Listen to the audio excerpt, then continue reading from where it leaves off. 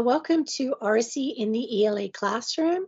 My name is Melinda Clifford. I'm the coordinator for the ELA programs for elementary and secondary at the Ministry of Education, and I am accompanied today by my wonderful colleague, Dawn. I'm Dawn Uniat. I'm a teacher from the Sir Wilfrid Laurier School Board. I'm currently on a loan of service working with Melinda on the ELA team.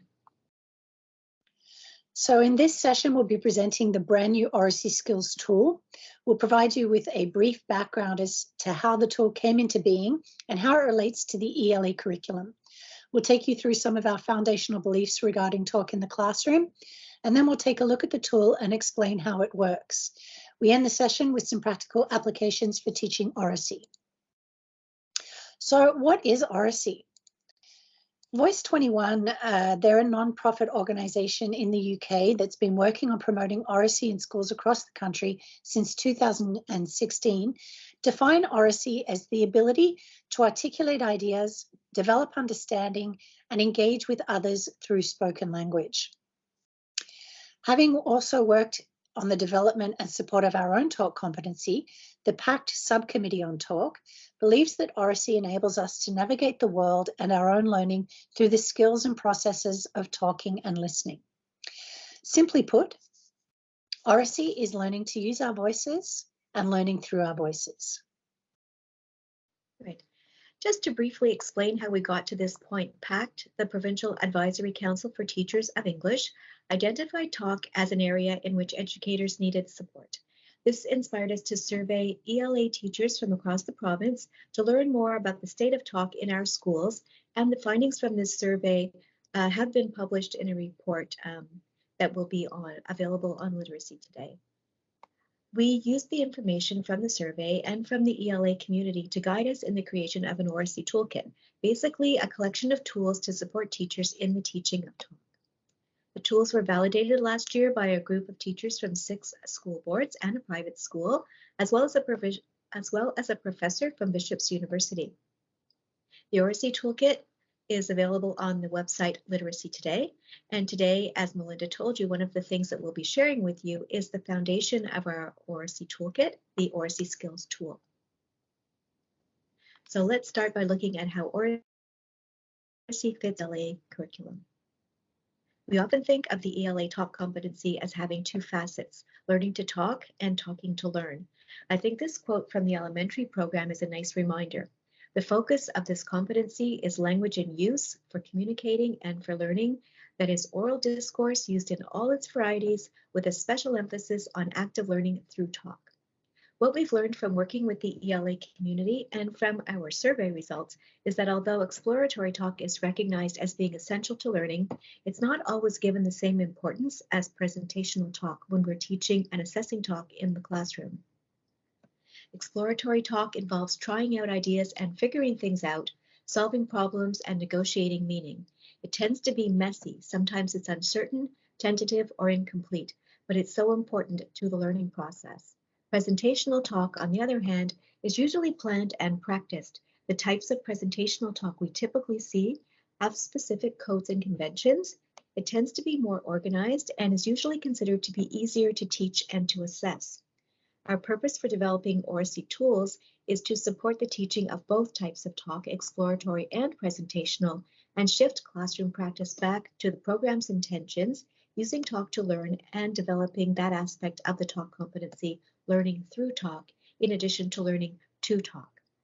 And now I'm going to pass it back to Melinda. Thanks, Dawn. Before we go on, let's take a minute and think about the ideas that we have for teaching talk. What are some of the ways that you teach talk? Are there a mixture of strategies for supporting talk in the classroom, as well as explicit teaching practices? What would you include in your list? When we began our work on the talk competency, we surveyed teachers across the province and asked them what using language to communicate and to learn looked like in their classrooms. The data that we analysed illustrated the point that Gaunt and Stott make in their book regarding the belief that supporting talk in the classroom equates to teaching our students how to talk. We realised that we needed to shine a light on this misconception, and that while supporting classroom talk is crucial, we also need to teach our students how to talk explicitly.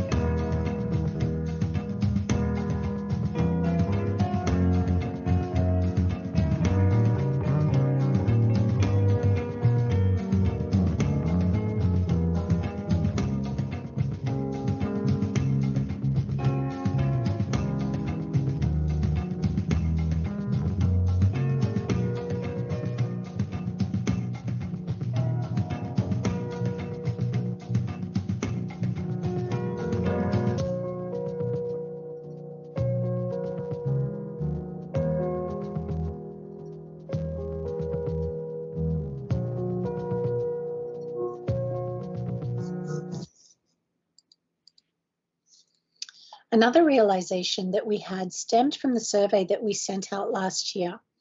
We asked teachers to consider the role that confidence plays in teaching and learning oracy. And you can see from the results on the left of the screen that teachers are really confident in their teaching of talk.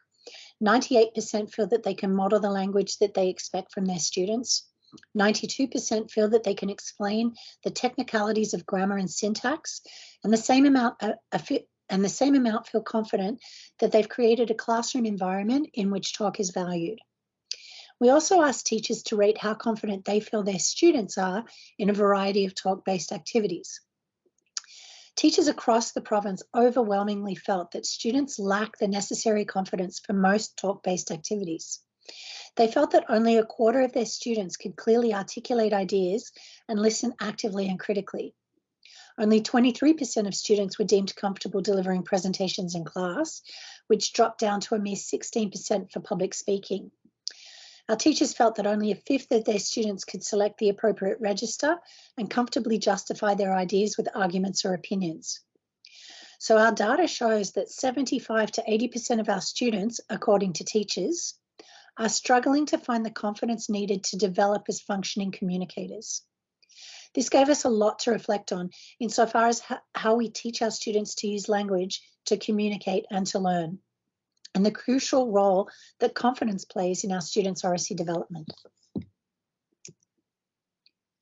So given these realizations, we decided to focus on 4 foundational beliefs regarding oracy education. The talk competency, that is using language to communicate and to learn, requires a positive classroom environment, clear norms and guidelines, explicit teaching of the skills, and purposeful oracy tasks. Research shows that classroom environment is one of the most important factors affecting student learning. According to Dorman, Aldridge, and Fraser, students learn better when they view the learning environment as positive and supportive. Buchholz and Scheffler state that in a positive environment, students feel a sense of belonging, they trust others, and feel encouraged to tackle challenges, take risks, and ask questions. And Weimer points out that this type of environment provides relevant content, clear learning goals and feedback, opportunities to build social skills, and strategies to help students succeed. And part of setting up this positive classroom environment is establishing norms and guidelines for talk in the classroom, which may be as simple as brainstorming with your students the 5 or 6 key things that make for a really good discussion. It's a simple but powerful way of ensuring that the expectations are clear and well defined. The best norms and guidelines are those that are co-created with students and posted in the classroom as reminders. On the slide here, you can see some examples like respect each other's ideas, invite others to participate by asking them a question, actively listen and show others that you're listening, clarify, challenge, summarize, and build on each other's ideas. The importance of co-creating norms and guidelines with students has social and emotional benefits too. First of all, it fosters a sense of belonging, respect, and collaboration, which in turn contributes to student engagement. And secondly, creating norms and guidelines together is part of an inclusive teaching approach, which involves deliberately cultivating a learning environment where all students are treated equitably, have equal access to the learning conversation, and feel valued and supported in their learning. We all know that a positive classroom environment doesn't just happen. An anonymous quote from a teacher who responded to our survey on talk summed it up beautifully when they said, creating an environment in which students feel comfortable to share ideas with their teacher and peers takes time and some teaching. Developing rules around maintaining a respectful climate while still promoting strategies for challenge and disagreement takes monitoring and instruction from the teacher. Now I'll pass it back to you, Dawn, who's going to present the Oracy skills book. Okay. Melinda just went through the first 2 foundational beliefs, the importance of a positive classroom environment and the need to establish norms and guidelines. To illustrate the next foundational belief, the need to teach the skills explicitly, we'd like to present the Oracy Skills tool. So what you see in this graphic is a summary of all the talk skills in the ELA programs. This covers all kinds of talk in any context at all levels. There's nothing new here, and this tool does not replace the programs. We've just highlighted and organized all of the talk skills in the elementary and secondary programs and put them all on one page. The goal is to have a reminder of what to teach for the talk competency all in one place to support us in teaching talk explicitly and helping students learn how to use their voices in all kinds of ways, not just for presentations. And you might be thinking, how will I have time to teach all of this? But a lot of times talk and these Oracy skills can be integrated into what we already do. Just a quick example, when I was a consultant, I often worked with teachers and students on how to ask good questions in literature circle discussions. The purpose of the questions was always with a focus on the book to make meaning, but after working with this tool, now I realize we could have incorporated more teaching of talk skills, and I think that would have enriched the conversations, deepened understanding, and taught students talk skills that they could continue to use in other situations. And we'll be showing you a specific example coming up soon. The Oracy Skills tool includes a definition of Oracy. This is one of the definitions Melinda showed you earlier that came from the PACT Talk subcommittee who created this tool. The Oracy Skills tool is organized into 4 color-coded strands or categories. We have physical, linguistic, cognitive, and social and emotional, and all of these fall under the umbrella of the Metacognitive Strand. Here's the physical strand, and you might have noticed that some of the text is written in bold font, and this indicates that those terms are included in the glossary, and you'll be able to find that glossary on Literacy Today, along with all of the other talk tools. And just for example, if we want to check that we have a common understanding of the term clarity, we can go to the glossary. It looks like this, and here you see a definition of clarity. And let's go back to the physical strand and we'll take a closer look. So you'll see there are 2 sections under voice, the physical aspects of verbal communication, for example, pace, expression, and volume. And then under body language, we have some ways we use our bodies for nonverbal communication. So we might summarize by saying, the physical strand spells out how we use our bodies and our voices to communicate. In this PowerPoint, we've included games or activities that you can use to help explain the strands to your students or your colleagues. And here we have a couple of examples for the physical strand. We've included them for your reference, and some of the activities like stack the deck you would have to do in person because it requires participants to line up in a particular order without speaking. Other activities like pass the word could be done in a virtual setting as well as in person. And here's the linguistic strand. Remember that terms in bold are defined in the glossary. So for this strand, register, grammar, stylistic features, and rhetorical strategies. We might want to consult the glossary here to confirm what exactly are stylistic features. And here we have a definition from the secondary Cycle 1 program. I like that it includes examples like humor, exaggeration, imagery, and what about rhetorical strategies?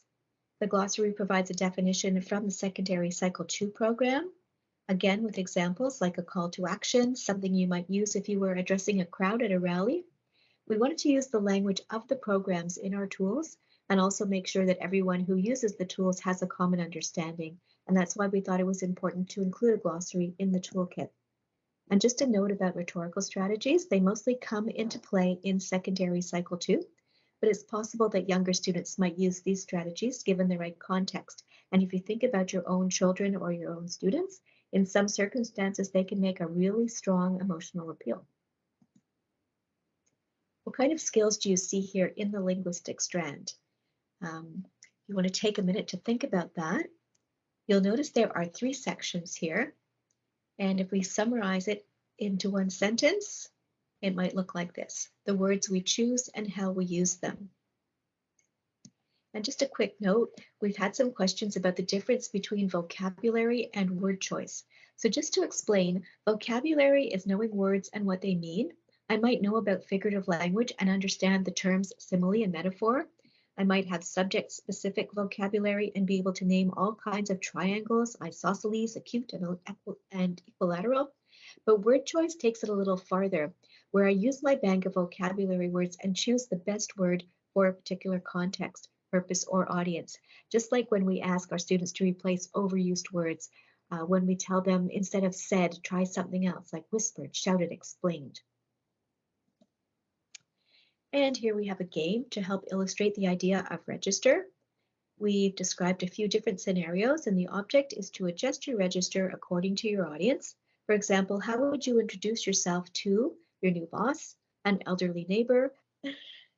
By far, the strand that covers the most skills is the cognitive strand, and you can see that it includes how we communicate ideas and information, and that might involve presenting our opinions and listening to the points of view of others.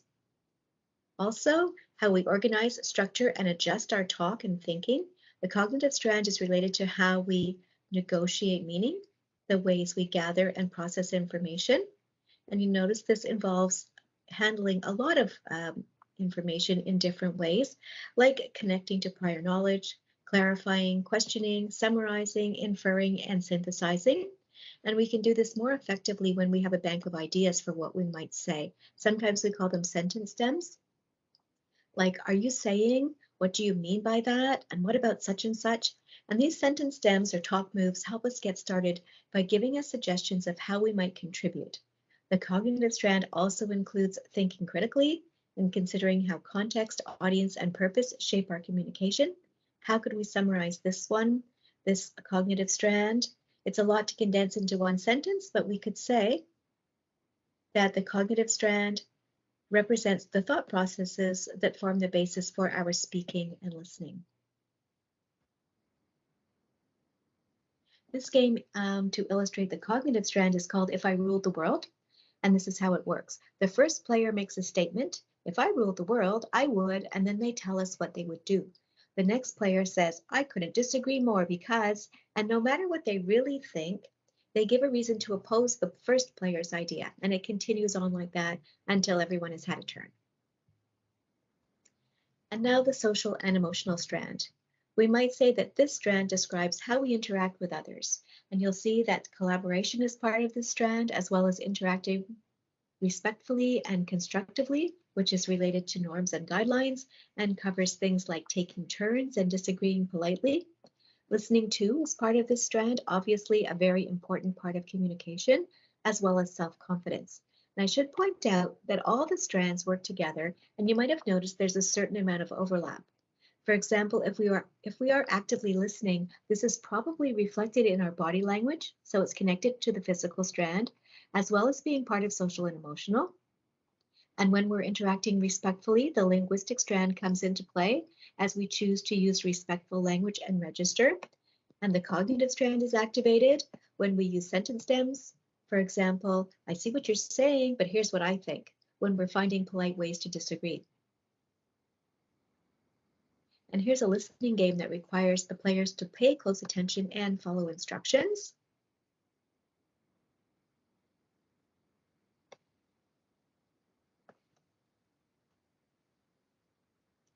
And finally, we have the metacognitive strand, which is related to all of the other strands because it represents the idea or philosophy grounded in the QEP that students must reflect on their own skills and processes in order to grow as learners. So this strand includes activities such as self-reflection and self-evaluation to help students identify their own strengths and areas that need improvements so they can set specific learning goals. And an activity for the metacognitive strand could be a simple reflection, just like the one you see on the screen.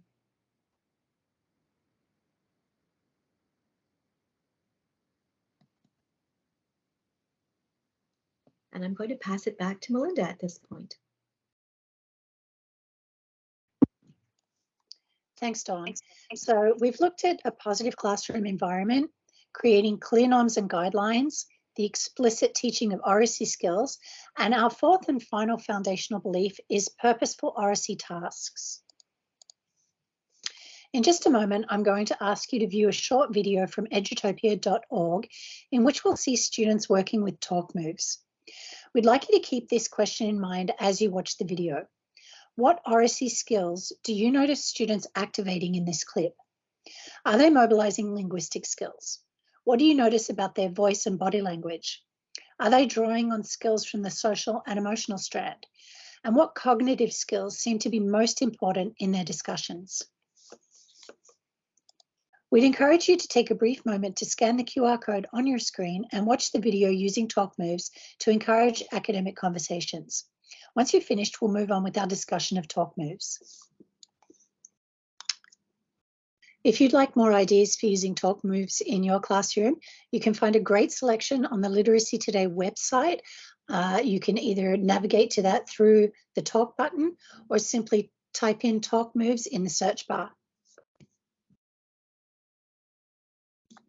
This is just a quick look at the talk moves on Literacy Today that can help support cognitive oracy skills. So there are sentence starters that can help students contribute an idea, build on an idea, support an idea, or challenge an idea. If students notice that the conversation is going off track, or if they themselves are distracted, there's also some sentence starters for focusing the conversation, monitoring, understanding, and synthesizing. So while these are great ideas, you may also want to brainstorm your own talk moves with your students. So back to the question that I asked you to think about when you were watching the video from edutopia.org. So what oracy skills did you notice students activating in the clip? I'm going to hone in on two of the strands to isolate some of the skills that you may have noticed. So one of the main ones was collaboration. Students were participating in small group activities. Their interactions were respectful and constructive, and they were really developing positive attitudes towards their peers. They appeared to be actively listening as they were supporting each other's interactions, which brings us over to the cognitive strand, where students were communicating ideas and information and building on their own views and the views of others. We saw them using talk moves to help them negotiate meaning, and we noticed them referring to sentence starters as well to clarify information and to ask questions. So you can see here how the skills are really interrelated and that students don't have to mobilize every skill in one single discussion. So how can we integrate the skills we want our students to practice into our planning? As part of the toolkit, we've created an interactive PDF planning tool based on the Oracy Skills tool. The tool is also available on our Literacy Today website in the Oracy Toolkit. So on the first page, you can see a brief introduction and a picture of the Oracy Skills tool. And on the second page, there's a template that you can fill in. So here we have an example of a completed template, which is a lesson to address skills from the physical and metacognitive strand. It's basically the purpose is using appropriate volume during a small group discussion in the context of literature circles. And the audience is peers in small groups and the impact that that volume could have on other groups in the classroom. So to do this, we're going to focus on the skills in the physical strand and then have students reflect on their use of volume and gestures through the metacognitive strand. So in terms of voice, we want students to use just right volume when talking in small groups, loud enough that the other group members can hear them, but quiet enough so that other groups in the classroom are not disturbed. In terms of body language, we would encourage them to use gestures to indicate when someone is talking too loudly or too softly. So to do this, we could start off by discussing why we need to use an appropriate volume when talking in small groups. We may like to use Goldilocks and the Three Bears to illustrate the idea of too loud, too soft, or just right volume. We can model and practice with students using the 3 volume levels. And then we can brainstorm with students different gestures that they can use to let their peers know if they're too loud or too soft. So for example, they may put a finger to their lips to signal that somebody needs to be a little bit quieter, or they could cup a hand around their ear to indicate that they can't quite hear well enough and that somebody needs to be a little bit louder. And during the literature circle discussion, we would remind them to be mindful of volume and to use those gestures to regulate the volume. Following that, we would focus on the metacognitive strand, and to reflect, we could debrief to check how students did and have students reflect on and identify what went well and discuss ways that they could improve for next time. Teaching Oracy skills explicitly is fundamental, and the Oracy skills tool gives us a great place to start, and it's in keeping with our focus on purposeful Oracy tasks that we draw your attention to something that often gets ignored in the context of exploratory talk. In our ELA classrooms, we spend a lot of time not only talking, but also reading and writing. And it's second nature to consider the draft process in writing. We teach our students the writing process. They write a draft, they go back, edit, revise, and rewrite. It can be a time-consuming process, but in the end, it hopefully allows for a higher quality piece of writing. Similarly, in the response process, as we read, we take into account what we notice and what we wonder about in what we're reading. And as we share our observations and insights with others, we draft our understanding of what it is we're reading. Talk is the same, but often we tend to skip this draft process. In their book, Unlocking the Power of Classroom Talk by Frazen and Wiskow, they highlight the importance of allowing students time to draft their thinking as they talk. We'd invite you at this time to take a few moments to either type in the link you see on the screen, or you can access the video using the QR code. So Frazen and Wiskow put their book out in 2020, and it highlights this paradigm shift in the classroom from teacher-led to student-led discussions, which is an important part of promoting talk, but not always an easy shift for teachers. We wanted to include this video too for its focus on drafts of thinking and how important it is not only in the teaching of talk, but also for allowing students to create meaning. And now I'm going to pass it back to Dawn.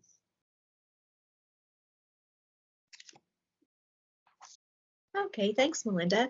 We're going to finish up by sharing our top 5 talk tips. This poster highlights 5 tenets that are key to setting up our students for success. And for the most part, it summarizes what we talked about today. The importance of a positive classroom environment, a safe space with clear expectations for behavior, recognizing that talk is central to learning, the need to teach talk explicitly and not assume that it happens naturally or that our students already know how to be effective communicators, setting high expectations for talk, and valuing every voice. And this poster is available on Literacy Today on the website, and you can download it from there if you'd like to print it for your classroom. And now let's go back to the metacognitive activity that we looked at briefly earlier on. And if you take a minute to consider how this session has helped you to get to know the Oracy Skills tool and think about some ways that you can help your students develop as learners and as thinkers through talk.